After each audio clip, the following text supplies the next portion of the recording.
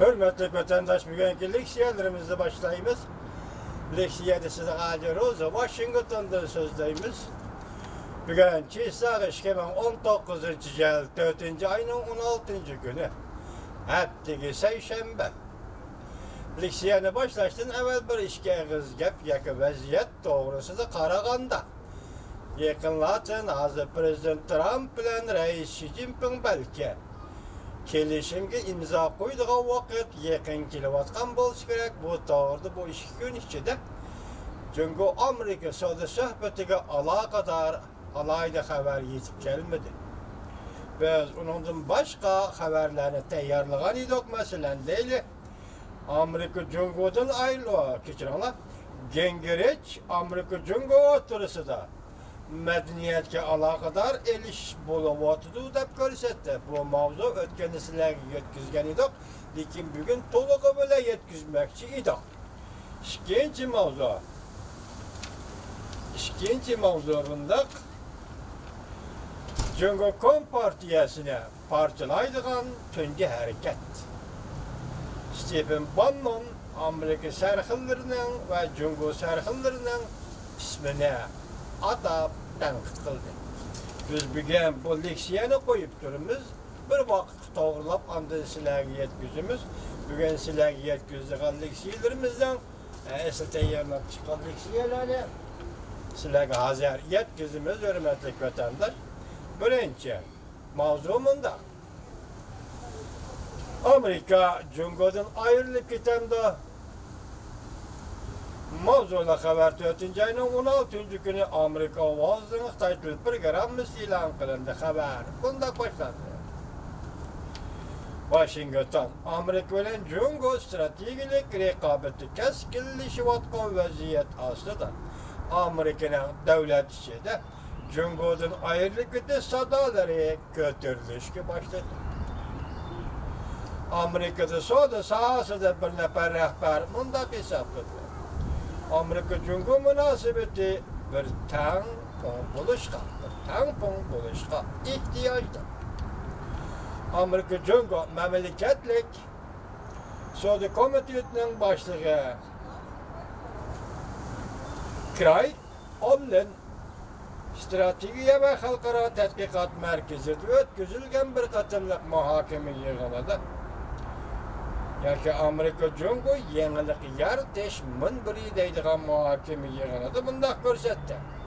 Washington ve Beijing yenilik yaratish devlet bexatarligi ve erkin savdo o'rtasida jiddiylik intayin yuqori darajaga ko'tarildi.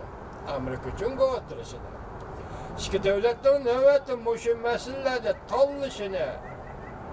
tanlashi kishilarga va dunyoga Amerika Cumhuriyeti munosabatlariga cho'nqur ta'sir elib keladi.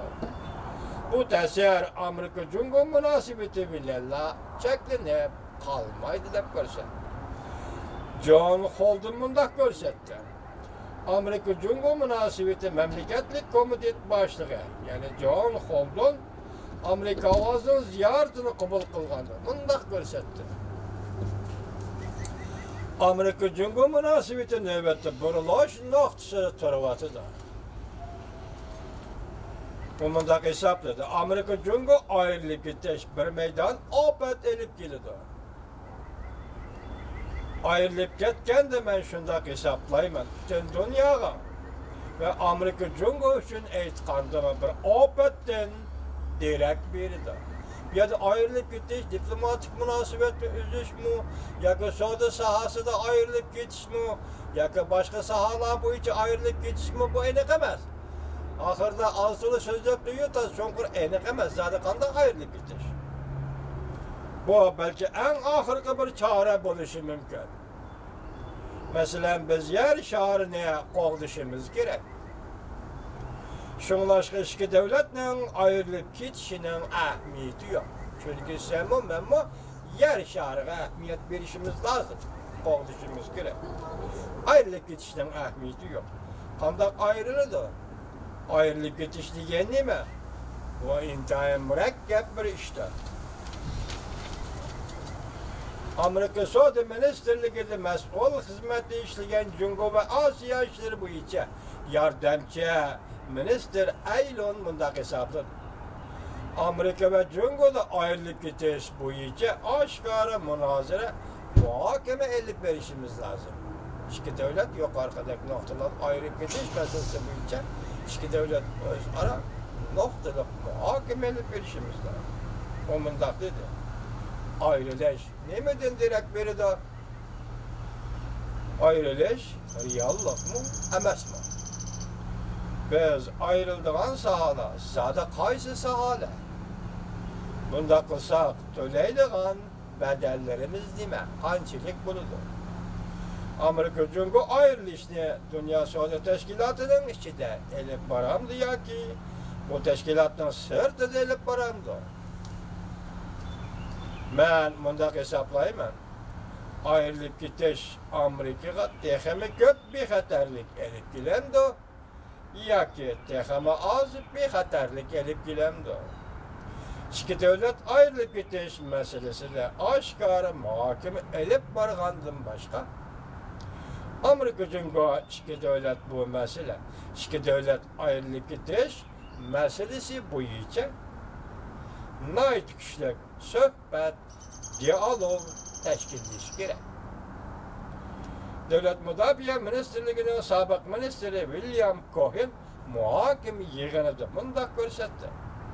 Amerika Jungo o'rtasida nurg'un masalalar mavjud. Shundaqla o'xshash nurg'un tengsizliklar mavjud. Masalan, bozorga kirish degandek. O mundaq ko'rsatdi. Biz ayrılıp ketelimdik. Biz Amerika Jungo'dan ayrılıp ketelimdik.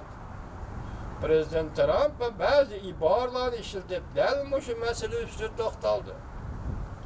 Hükümet içinde bazı erbaplarımın mushundoq söz iboralarni ishlatib dal mushu masala, yani Jungo Amerika ayrılıp ketemdi degan masala ustida to'xtaldi. Lekin bu navbatdagi reallik emas. Bazı şirketler Jungo'dan chekinib chiqishi mumkin. Biroq ta'minlash liniyalarini chekinib chiqishi mumkin. Ta'minlash liniyalarini boshqa davlatlarga elib ketish, yo'tkab ketishi mumkin. Bu to'g'rida tushunishga, buni to'g'ri tushunishga bo'ladi. Lekin ko'pchilik shirkatlar va chong-chong shirkatlar Jungo'dan ayrılmaydi. Ochiq aytsak, har qanday odam Amerika Jungo ayrılıp ketishini reallik emas deydi ve shunday hisoblaydi. Biz oxirida qarab boqaylik tahlilga va